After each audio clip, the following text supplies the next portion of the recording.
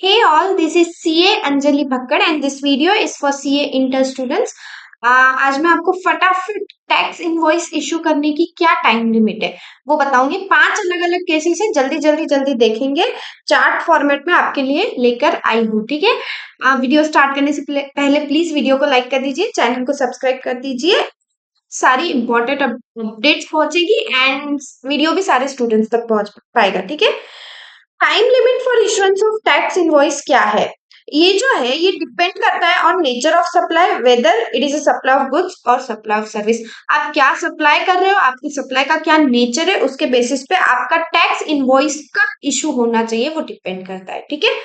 कोई taxable supply कर रहे हो, नॉन टैक्सेबल नहीं, ठीक है, और गुड्स का कर रहे हो, तो उस केस में तीन चीजें हैं।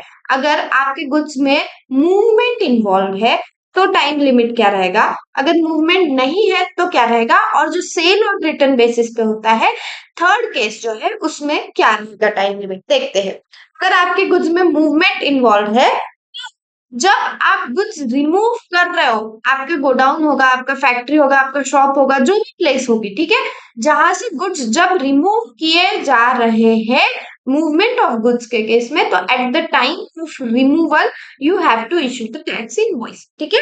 वही आपका टाइम लिमिट। लेकिन अगर गुड्स की कोई मूवमेंट इन्वॉल्व नहीं है, तो at the time of delivery, जब आप रिसिपिएंट को, आप सप्लायर हो और जब रिसिपिएंट को गुड्स डिलीवर करके दोगे, एट दैट टाइम आपका जो है टैक्स इनवॉइस इशू होगा। That is your time limit to issue tax invoice.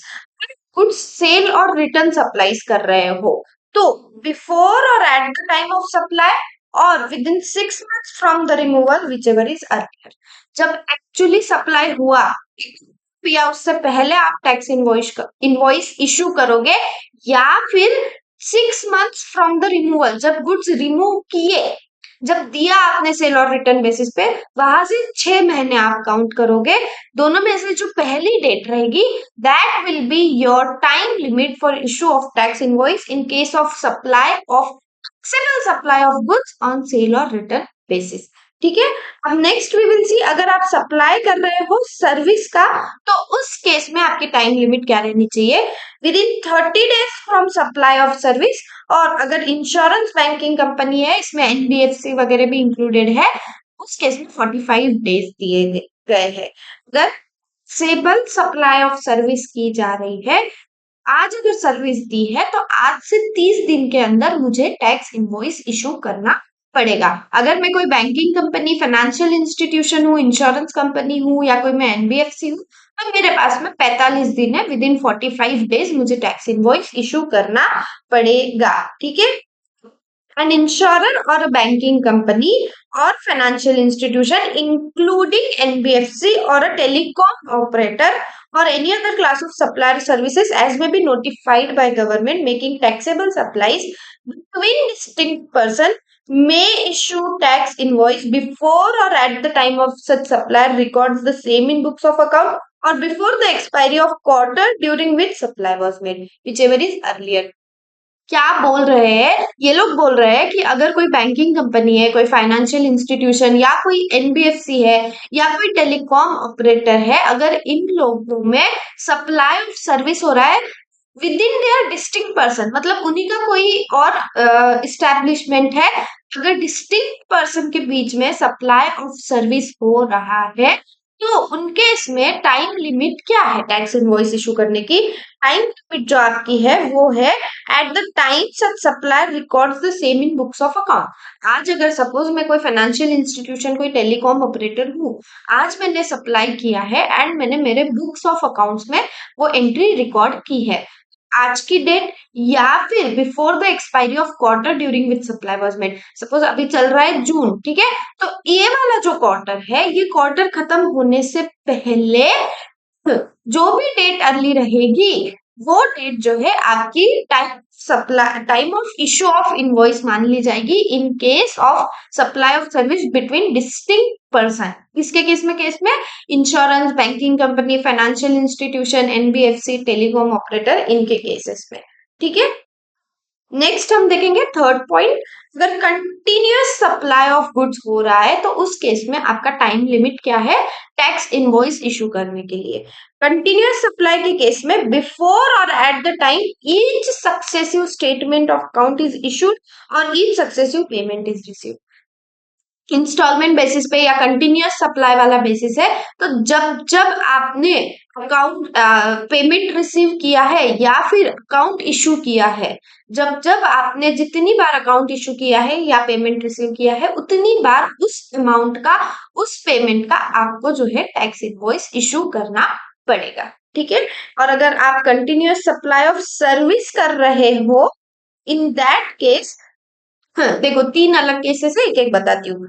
अगर due date of payment is ascertainable from the contract, मैं suppose continuous supply of service आपको दे रही, ठीक है, और कॉन्ट्रैक्ट में अपन ने अपने बीच में एक कॉन्ट्रैक्ट है और कॉन्ट्रैक्ट में लिखा गया है कि इस डेट पे पेमेंट किया जाएगा, that is due date is ascertainable, तो मैं टैक्स इनवॉइस कब इशू करूंगी ऑन और before due date of payment. मैं कभी भी कर सकती हूँ, आज भी कर सकती हूँ, कल भी कर सकती हूँ, जब तक ड्यू डेट नहीं आती मैं कर सकती हूँ। ठीक है, उसके बाद में अगर असर्टेनेबल नहीं है ड्यू डेट तो बिफोर और at the time of receipt of payment, जब आपने मुझे पे किया उस टाइम पे मैं टैक्स इनवॉइस इशू करूंगी, उससे पहले भी कर सकती हूँ या उस टाइम तक। ठीक है, payment is linked completion of an event on और before date of completion of that event. अगर कोई मैं सप्लाई ऑफ सर्विस दे रही हूँ, सपोज कोई मैनेजमेंट सर्विस देता है जो इवेंट मैनेजमेंट वाले वगैरह लोग हैं, अगर ऐसी कोई सर्विस है जिनका कुछ इवेंट कंप्लीशन के बेसिस पे सप्लाई है, तो जब वो इवेंट कंप्लीट हो जाएगा at that time you will issue the tax invoice. ठीक है, दिस फिनिशेस। नाउ आपका फोर्थ पॉइंट क्या है, फोर्थ पॉइंट ये है, अगर मैं सप्लाई ऑफ सर्विस कर रही हूँ और बीच में ही वो सर्विस सीज हो गई, रुक गई, तो टैक्स इनवॉइस कब इशू होगा, जिस दिन जिस टाइम पे वो सर्विस सीज हुई रुक गई उस टाइम पे टैक्स इनवॉइस आपका इशू किया जाएगा। ठीक है, अब last part, goods sent on return और सेल और return basis where goods been sent और अप्रूवल सेल और return are removed before supply takes place, the invoice shall be issued before और at the time of supply और 6 months from date of removal whichever is earlier, जो अपन ने ऊपर भी देख लिया है यहाँ पे, सेल और रिटर्न बेसिस पे बिफोर और at the time of supply, जब सप्लाई हो रहा है तब या उससे पहले, या फिर 6 months from the date of removal, जो भी पहली डेट रहेगी उस टाइम पे आप जो है टैक्स इनवॉइस इशू करोगे। This finishes your section number 31, time limit for issuance of tax invoice. Video अच्छा लगा हो तो प्लीज कमेंट में फीडबैक दीजिए, आपका फीडबैक मेरे लिए इम्पोर्टेंट है। ठीक है, कोई और वीडियोस आपको चाहिए, कोई और कंसेप्ट क्लैरिटी चाहिए, डू लेट मी नो, मैं वो भी बताऊंगी, आप बनाऊंगी वीडियोस में भी। ठीक है, all the best for your exams, thank you so much, bye bye.